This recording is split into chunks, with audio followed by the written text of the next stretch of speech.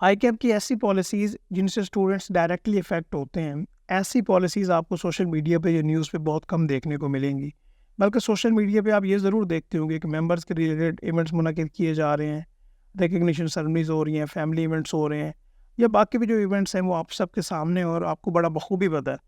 But जब students की policies की बात होती है, चाहे वो एजुकेशन के रिलेटेड हो या ट्रेनिंग के रिलेटेड हो, तो फिर स्टूडेंट्स के इंटरेस्ट को क्यों नहीं देखा जाता? इन स्टूडेंट्स को या इवन इनके टीचर्स को ही कंसल्ट कर लें, क्योंकि टीचर्स को भी बड़ा बखूबी पता होता है कि टीचर्स को लूप में ले लें, उनसे भी सजेशंस ले लें और फिर डिसाइड करें कि किस तरह से पॉलिसीज़ बनेंगी। बंद कमरे में आप पॉलिसीज़ बना दें और फिर कहें जी आपने इनको फॉलो करना है और वो स्टूडेंट्स के इंटरेस्ट में हो या ना हो उससे कोई फ़र्क नहीं पड़ता, तो इस तरह से तो नहीं ना होता।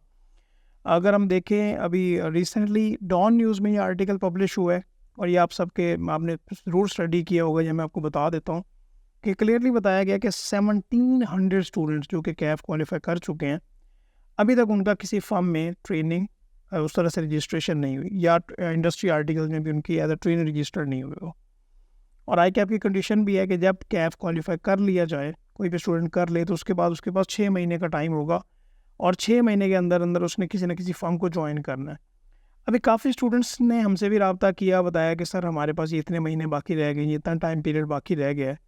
ये 1700 स्टूडेंट्स या इनसे जो पिछले भी स्टूडेंट्स हैं जिनका टाइम गुजर गया या जिनका टाइम पूरा हो जाएगा 6 महीने वाला, तो क्या ये डिस्क्वालीफाई हो जाएंगे? या जहाँ पे आई कैप अपना रोल प्ले करेगा और उनको फ्लेक्सिबिलिटी देगा, ये देखने वाली बात है। अच्छा, यहाँ पे बाकी पॉलिसीज़ की अगर मैं बात करता हूँ जो जाऊँ, जिसमें इंटरनेशनल आर्टिकल्स हो गए, पेपर की एक हो गई, ये पेपर पास होंगे तो फिर आप अगले पेपर दे पाएंगे, डिस्क्वालिफिकेशन का क्राइटेरिया है। तो इस लिहाज से जो न्यू एंट्री है स्टूडेंट्स की सीए में, वो भी इम्पैक्ट करेगी, जिससे पूरा प्रोफेशन इफेक्ट हो रहा है। बट ये आई डोंट नो कि क्यों नहीं ये समझ पा रहे लोग बात। अभी अगर देखें तो बाकी क्वालिफिकेशन के साथ अगर कंपेयर किया जाए, जिस तरह से एसीसीए है या सीएमए है, वहाँ पे डिस्क्वालिफिकेशन का क्राइटेरिया नहीं है, फ्लेक्सिबिलिटी है। बट सीए में क्या कहा गया कि आपके पास 4 साल का टाइम होगा, आपने कैफ क्वालिफाई करना है। भाई अभी सभी स्टूडेंट्स शाइनी या ब्राइट उस तरह से नहीं होते। कुछ फैमिली इश्यूज़ हो जाते हैं, हेल्थ इश्यूज़ हो जाते हैं, कुछ फाइनेंशियल इश्यूज़ की वजह से स्किप करना पड़ सकता है, कुछ भी इश्यूज़ हो जाते हैं। वो 2 साल की 1 साल की ब्रेक लेना चाह रहा है, तो फिर 4 साल बाद बंदा तो डिस्क्वालीफाई हो गया ना।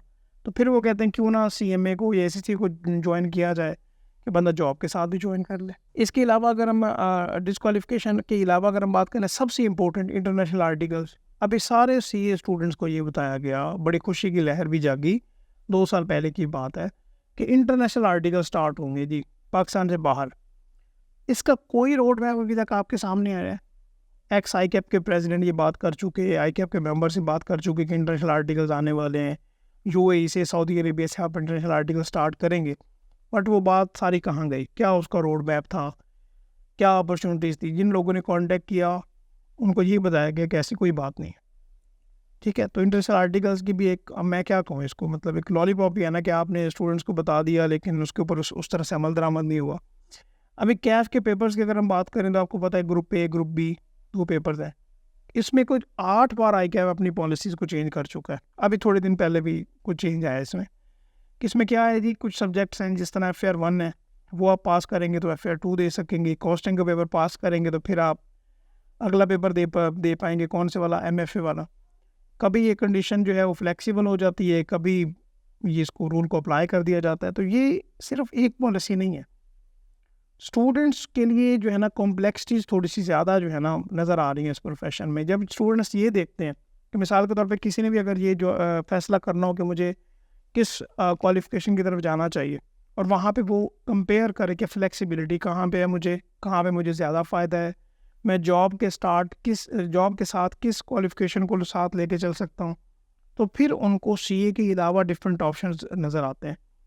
तो यहाँ पे अगर मैं इन सब बातों को देखूँ, स्टूडेंट्स के अगर मैं सारा एजुकेशन और ट्रेनिंग सिस्टम को देखूँ, स्टूडेंट्स जब फर्म में जाते हैं वहाँ पे लेट सिटिंग्स हो रही हैं, स्टाइपेंड का रेट्स लो है, इन चीज़ों को भी तो देखना चाहिए, लेकिन इनकी तरफ कोई नहीं देखता। तो आई बिलीव कि यहाँ पे आई कि आपको अपनी पॉलिसीज़ को रिवाइज़ करने की ज़रूरत है। आई वुड हाईली रिक्वेस्ट कि आप सबके बिहाफ पे जो सुन रहे हैं कि जो स्टूडेंट्स हैं या टीचर्स हैं, इनको लूप में लिया जाए। इनके जो पॉइंट्स हैं वो देखें जाए और उसके अकॉर्डिंगली जो एजुकेशन पॉलिसीज़ हैं, ट्रेनिंग के रिलेटेड पॉलिसीज़ हैं, उनको रिवाइज़ किया जाए। क्योंकि अगर इसी तरह से काम बढ़ता रहा तो फिर इस प्रोफ़ेशन में लोग कम आएँगे, बाकी प्रोफ़ेशन की तरफ ज़्यादा जाएँगे। ठीक है? तो ये कुछ अपडेट्स थी जो कि मैंने आपके साथ शेयर करनी थी। चैनल भी सब्सक्राइब कीजिएगा, हम नेक्स्ट वीडियो में बात करते रहेंगे। अपना ख़्याल रखिएगा। अल्लाह हाफ़िज़।